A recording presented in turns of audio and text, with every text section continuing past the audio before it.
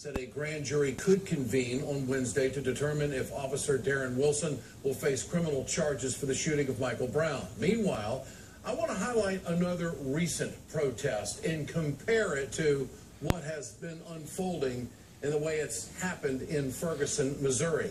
For decades, freeloading rancher Cliven Bundy refused to pay his grazing fees. Bundy says he doesn't recognize the federal government's authority. Okay, so in April, an armed group of protesters came to defend Bundy and get his cattle back. The militia had no problem aiming their rifles at federal agents just trying to do their jobs. When things got too dangerous, the BLM, Bureau of Land Management, well, they backed off, released Bundy's cattle, and ended the situation. Bundy still hasn't seen any punishment for his lawless actions in the Nevada desert. Now compare that to what's happening in Ferguson, Missouri. For the most part, peaceful protesters are gathering in a call for justice for the killing of an innocent 18-year-old man by police.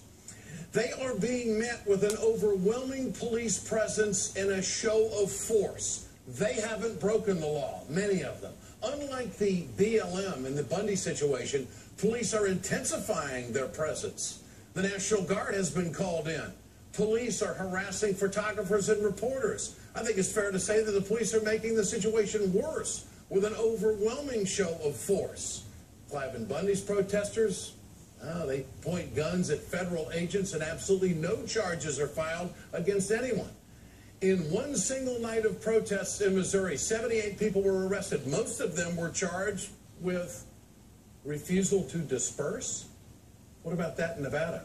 Compare those arrests to the man on the bridge pointing a rifle at federal agents. Who do you think deserves to be arrested?